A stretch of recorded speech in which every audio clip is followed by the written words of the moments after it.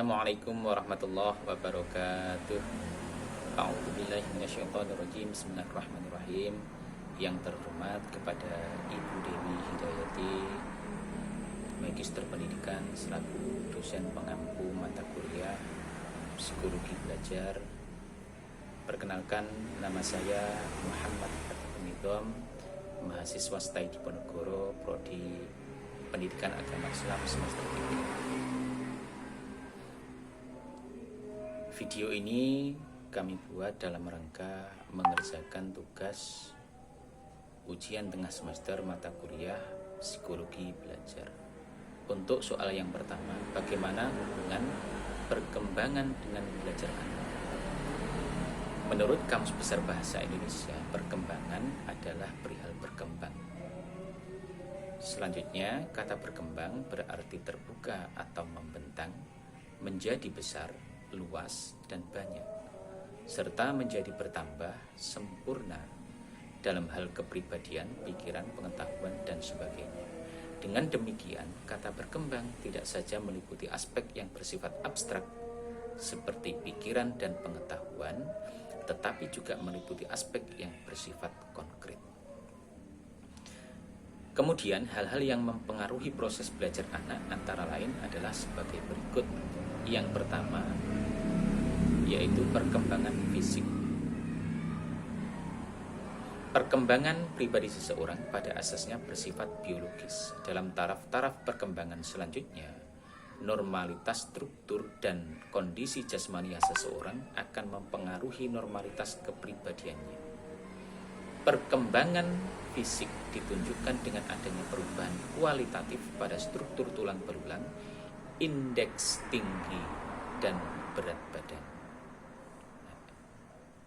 Yang A, tulang belulang pada masa bayi berjumlah 27 yang masih lentur, berpori, dan persambungannya longgar.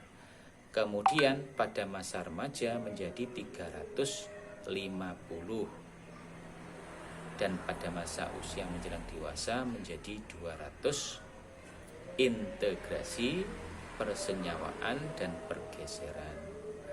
Kemudian yang B, berat badan, tinggi badan pada waktu lahir umumnya sekitar 3 sampai 4 kg dan 0 sampai 60 cm.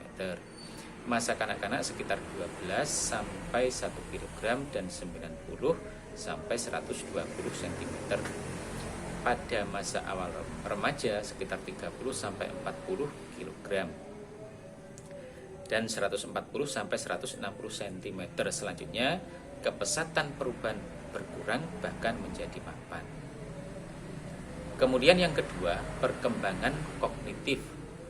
Piaget membagi perkembangan kemampuan kognitif manusia menurut usia menjadi 4 tahapan, yaitu yang pertama tahapan sensori.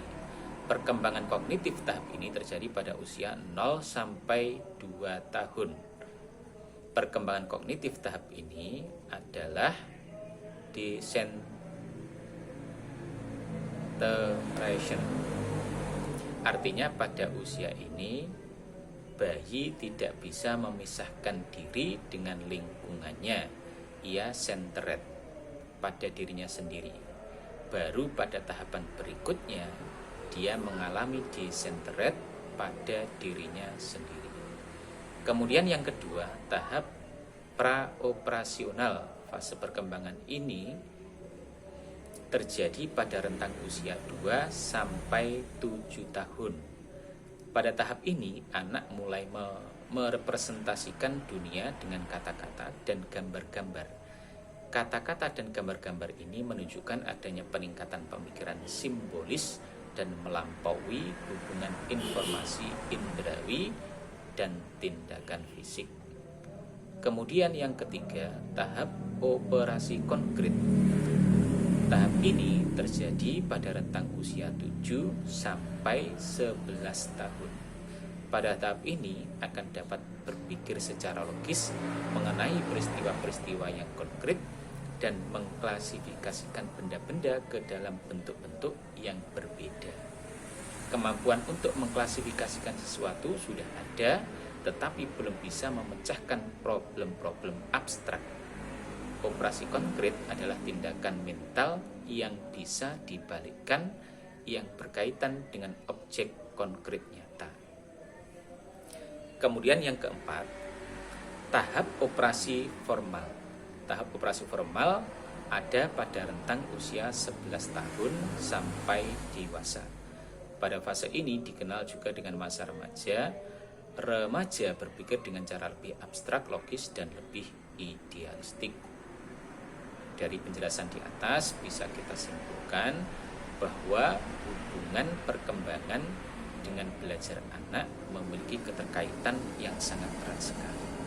Tidak mungkin bayi yang baru lahir itu langsung bisa berlari. Jadi pasti melalui tahapan-tahapan yang ada. Misalnya bayi baru lahir itu nanti akan belajar tengkurap dulu, kemudian baru belajar merangkak, kemudian belajar berdiri, kemudian belajar berjalan, kemudian baru bisa berlari. Itu sesuai tahapan-tahapan. Jadi hampir semua proses perkembangan pasti memerlukan belajar. Dengan demikian, maka hampir tidak ada proses perkembangan seseorang baik jasmani maupun rohani yang terlepas dari proses belajar. Selanjutnya soal yang nomor 2, apa yang Anda ketahui tentang motivasi intrinsik dan ekstrinsik? Yang pertama, motivasi intrinsik. Motivasi intrinsik merupakan motivasi yang timbul dari diri seseorang. Jadi tidak perlu adanya rangsangan dari luar. Dari dalam diri seseorang sudah ada dorongan yang menimbulkan mereka untuk melakukan sesuatu. Sebagai contoh, mereka senang mendengarkan lagu, membaca, dan menggambar. Jadi tanpa disuruh, mereka akan melakukan apa yang seharusnya mereka lakukan. Mereka mencari lagu atau buku yang akan dibaca tanpa harus disuruh atau mendapatkan dorongan dari orang lain. Motivasi intrinsik timbul karena keinginan diri sendiri, karena hobi atau karena kesadaran diri sendiri. Motivasi intrinsik juga didorong dari tujuan kegiatan yang dilakukan. Sebagai contoh adalah kegiatan belajar. Jadi seseorang siswa yang belajar dengan sungguh-sungguh karena mereka ingin mendapatkan ilmu dan pengetahuan yang murni dan tumbuh dari diri sendiri, itu merupakan motivasi intrinsik. Kemudian yang kedua, motivasi ekstrinsik. Berbeda dengan motivasi intrinsik, motivasi ekstrinsik adalah motivasi yang datang dari luar atau dari orang lain. Motivasi memang terlihat mudah, namun seseorang akan bangkit dengan motivasi dari orang lain yang lebih pandai atau lebih tua dari mereka.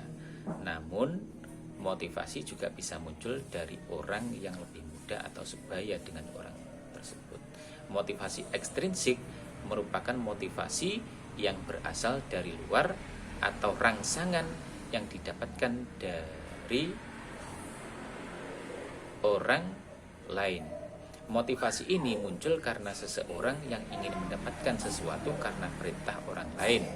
Misalnya, seorang siswa harus belajar lebih giat untuk mendapatkan nilai bagus karena akan mengikuti ujian. Nah, mereka terdorong untuk belajar bukan karena keinginan mendapatkan ilmu pengetahuan, namun karena keinginan untuk mendapatkan nilai yang bagus.